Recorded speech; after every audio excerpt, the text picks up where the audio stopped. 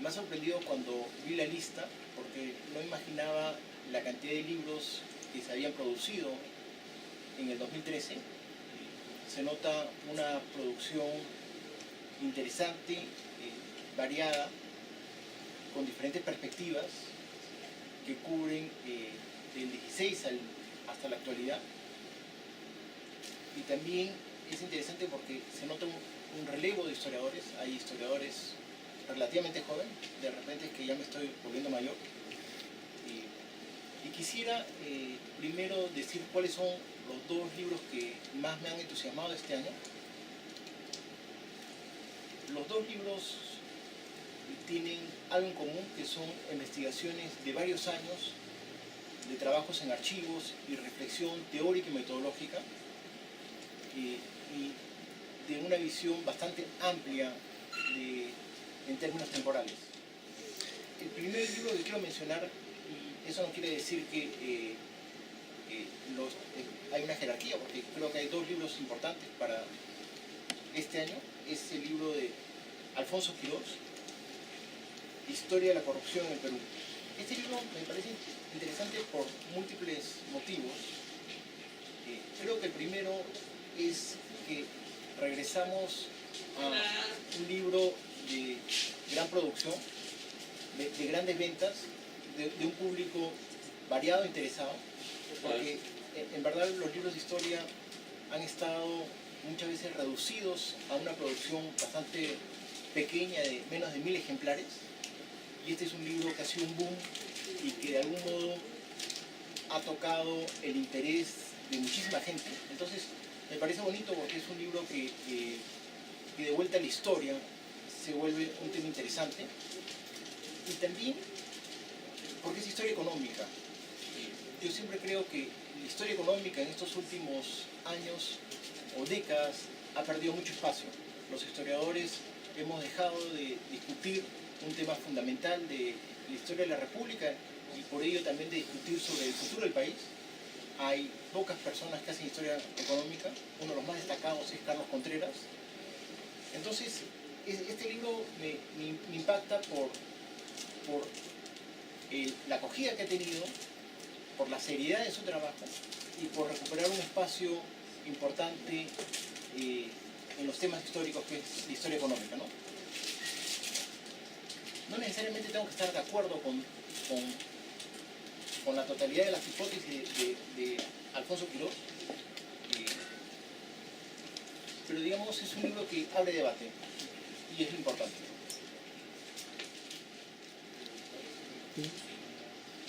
El segundo libro a tratar es el libro de Neil Jacobsen, Ilusiones de transición, el altiplano peruano, 1780-1930. Esta es la tesis doctoral de Jacobsen, traducida del inglés al español. Es un libro que demoró muchísimo en publicarse en español. Creo que es uno de los grandes libros de historia regional en el Perú, por el manejo de fuentes y cómo ha sido tratado los temas agrarios, sociales y políticos de Puno. Es un gran trabajo de archivo, es un trabajo minucioso de archivo, sobre todo archivo notarial. El libro trata desde Túpac Amaru hasta los años 30 y explica cómo los booms de exportación lanero implicó una gran concentración de tierras en Puno, ¿no? Es un libro que no ha tenido tanta acogida actualmente en el Perú porque es una cuestión de moda. Lamentablemente la historia agraria y la historia regional ha perdido, digamos, mucho espacio y mucho interés para los académicos. Sin embargo, creo que libros como el de Jacobsen nos grafica muy bien la problemática histórica de más de un siglo de historia de un lugar determinado muy importante que es Puno, ¿no? Con un gran trabajo de fuentes, ¿no? Creo que junto con el libro de Alfonso Quirós, el libro de Jacobsen, es un libro sumamente importante para la historiografía peruana, no solamente para el año 2013, sino es un libro que va a quedar y nos va a ayudar muchísimo a comprender el altiplano peruano. Bueno,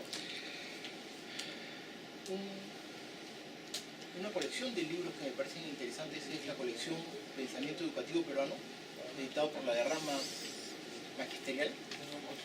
Es un conjunto de libros que tienen una peculiaridad, que son libros con una introducción relativamente pequeña, de 30 a 40 páginas, y fuentes sobre historia de la educación.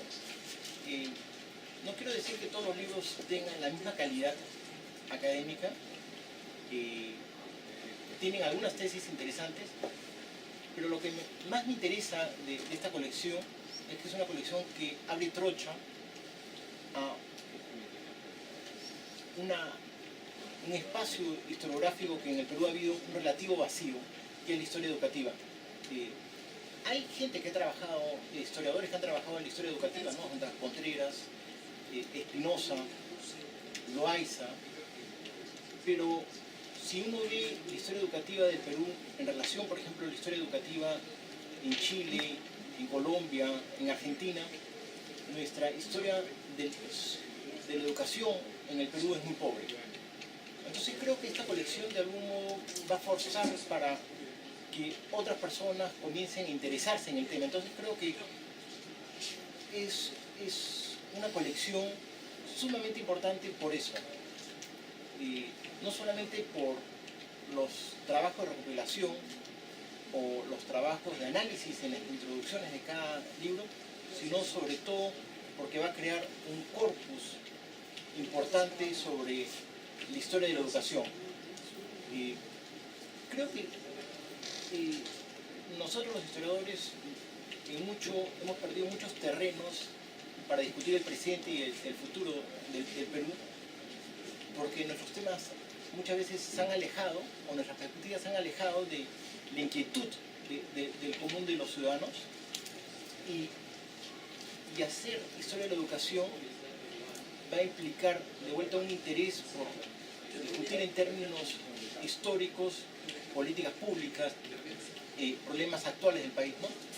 De algún modo, en ese sentido, esta colección puede ser muy similar al libro de Alfonso Quirós sobre la historia de la corrupción, que es una preocupación del común de la gente, ¿no? Entonces, esta colección, editada por la Derrama, muy bien encaminada por el doctor Manuel Burga y un grupo de historiadores y historiadoras, nos ayudan a abrir no abrir porque ya está abierto, pero digamos, forzar una mayor cantidad de trabajo sobre la educación, que es un tema muy actual, ¿no? Si uno ve los debates políticos en el Perú en este último mes, sobre todo con la prueba PISA, notaremos que el tema de la educación es un tema muy candente, ¿no? O la ley universitaria actualmente, y la crítica que se dice que muchas universidades son universidades que no deberían existir, ¿no? Entonces, esta es una colección para mí importante, no solamente por lo que ella dice, sino porque va a forzar a nuevas tesis de licenciatura, maestría o doctorado, ¿no? Sobre el tema. Bueno, como me han dado libertad de organizar los libros como quieran, ahora quisiera discutir no un libro, sino un conjunto de libros que de algún modo forman parte de una reflexión sobre la política del Perú a partir de la independencia para adelante, ¿no? Es una reflexión sobre el imaginario y las prácticas políticas a partir de la nueva historia política surgida desde los años 80 en Europa. Aquí hay, creo que, tres autores interesantes: Daniel Morán, Alicia del Águila y Fausto Alvarado, que ha trabajado la historia conceptual a partir del virreinato o colonial, ¿no? Digamos, discute cómo era pensado el concepto en el Perú en la época virreinal del virreinato a la colonia. Los otros dos historiadores que he mencionado, Daniel Morán y Alicia del Águila, en cambio son personas que están pensando sobre todo la problemática del 19. No quiero decir que el trabajo de Fausto no trabaje, también puede llevarse al 19, porque el término colonial ha sido más importante en el 19 y en el 20 que yo creo que en el 17, como él mismo lo demuestra. El trabajo, primero hablemos del trabajo de Daniel Morán. El trabajo de Daniel Morán es un trabajo interesante porque también incorpora la historia conceptual y trabaja el imaginario decimonónico en el Perú. Y ha escrito varios libros al respecto. De repente hubiera sido mejor que escriba uno en lugar de varios. Y Alicia del Águila tiene un libro bastante provocador, bastante debatible, que es la idea de que en el Perú el individualismo no se había desarrollado en el siglo XIX y se pensaba la ciudadanía en términos corporativos, ¿no? Entonces ella lanza la hipótesis de un imaginario y prácticas políticas a partir de su tesis que la ciudadanía se construyó en términos corporativos, ¿no? Y Fausto, que trabaja el 18 en la época colonial, los otros que trabajan el 19, de algún modo son parte de una nueva forma de pensar la política que han transformado nuestros estudios en estos últimos 10 o 15 años, ¿no? Creo que para Hispanoamérica, de algún modo, uno de los personajes más importantes, aunque no necesariamente que ellos lo citen, es François Guerra, para cómo hemos repensado la política a partir de los trabajos de Guerra y de otros historiadores. Santiago Tacunán, historiador sanmarquino y muy ligado al equipo de Pablo Macera en un tiempo, es un historiador que le tengo mucha simpatía y publica muchísimo y creo que es un historiador que ha abierto como un filón en los trabajos de historia al tratar de trabajos de historia local, trabajos de historia municipal y eso ha implicado, digamos, un público diverso, interesado en la historia de su pueblo, la historia de la parte de la ciudad donde ellos viven. Y eso me parece bien interesante porque yo algo que admiro muchas veces de los historiadores es historiadores que de algún modo te abren nuevos territorios en la historia, ¿no? Que no es mi caso, en mi caso yo hago historia bastante tradicional en el sentido de hago historia política, digamos, no abro ningún filón. Entonces, personas como Tacunán que de algún modo te crea un nuevo público, te crea un nuevo interés por la historia local, con cuestiones muy precisas. Recuerdo trabajos suyos sobre derechos de propiedad, quienes tenían derecho de propiedad sobre ciertos terrenos en Lima. Son trabajos importantes porque son trabajos que de algún modo te aplican también la historia de un porcentaje bastante importante de la población limeña que de algún modo se siente representada en trabajos como los de Tacunán, aunque obviamente los trabajos de Tacunán son muy precisos. Si uno lee los dos títulos que nos han dado de la lista, Coyiqui, Historia de un pueblo solidario, o el otro, A orillas del río, Historia del distrito del Carmen de la Legua, Reynoso, son trabajos que pueden ser consumidos por el mundo académico, pero también pueden ser consumidos por la gente de la localidad interesada o por los líderes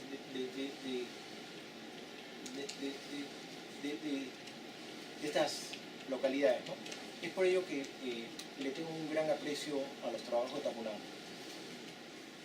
Bueno, no es mi área de saber, pero un libro que le tengo mucha simpatía es el libro publicado de las obras, de los estudios, artículos de Francisco Stastny, titulado Historias del Arte Colonial 1, ¿no? Publicado por el IFEA y por el MALI en el año 2013. No me gusta comentar, a veces me parece injusto hablar de un libro que en verdad representa artículos que muchos de ellos deben tener 20 o 30 años de antigüedad, y mencionarlo como la producción del año 2013, pero si podemos hacer la trampa de decir que es un libro publicado en el 2013 y por lo tanto amerita una reflexión sobre el libro, la haré.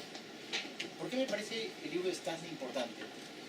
Obviamente muchas de las tesis de Stastny son muy conocidas dentro de los historiadores del arte. Sin embargo, muchos de los artículos publicados en este libro son artículos que es casi imposible encontrarlos y que es un juego de unas cuantas personas que han encontrado los artículos, los publican o los tienen en PDF en sus computadoras y es para un público restringido. Entonces, publicar estos artículos que son seguramente de los primeros artículos de una historia en serio del arte peruano, en temas, digamos, más científicos, con mayor erudición y más profesionales, sí vale la pena mencionarlo entre los libros más importantes del 2013, porque estamos recuperando un gran historiador sanmarquino, citados obviamente por los conocidos, pero que de difícil acceso para estudiantes de historia del arte, ¿no? Este es un libro, obviamente, para un público muy restringido. Son artículos muy eruditos sobre lecturas de pintura colonial, sobre todo, que no, digamos, no es para un gran público, no es como el libro de Quirós, que si no me equivoco se han vendido 5.000 o 6.000 ejemplares, ¿no? Este libro, si vende 200 o 300, estamos bien, y se venderán el resto en varios años. Pero muchas veces los libros no son importantes por la cantidad que se vende, sino porque circula entre la gente que lo requiere. Y creo que esta edición de los artículos de Stastny es importante porque estamos guardando y manteniendo una tradición historiográfica muy importante, sobre todo en un país con una riquísima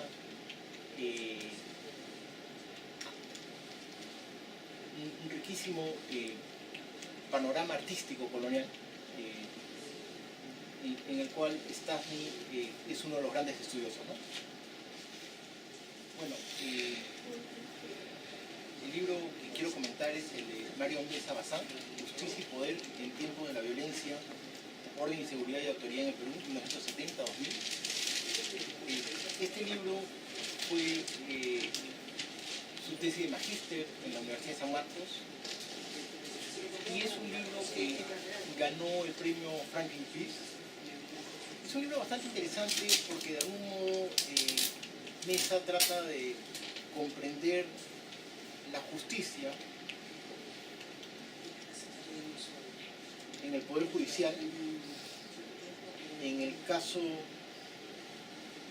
en la justicia revolucionaria de Sendero, o la justicia popular y los medios de comunicación. Entonces, digamos, amplía el estudio de la justicia y cómo la justicia es comprendida y actuada en diferentes circunstancias en el Perú. Es un libro histórico y antropológico que nos abre nuevas puertas para comprender la justicia en el Perú. El caso de Mesa es bastante interesante porque es un historiador que acaba de defender, o no acaba, hace años atrás ha defendido su tesis de doctorado en el Colegio de México, y incomprensiblemente no enseña en la Universidad de San Marcos. De algún modo han ocurrido cosas por las cuales no dicta en San Marcos y perdió unos concursos que no comprendo. Este libro de algún modo muestra las cualidades de Mesa como historiador.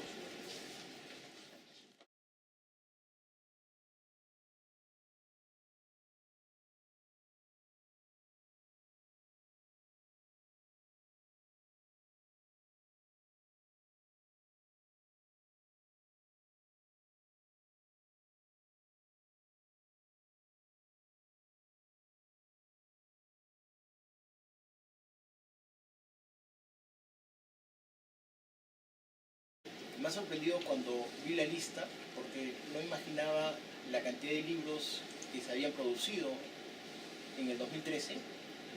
Se nota una producción interesante, variada, con diferentes perspectivas que cubren del 16 hasta la actualidad. Y también es interesante porque se nota un relevo de historiadores. Hay historiadores relativamente jóvenes, de repente.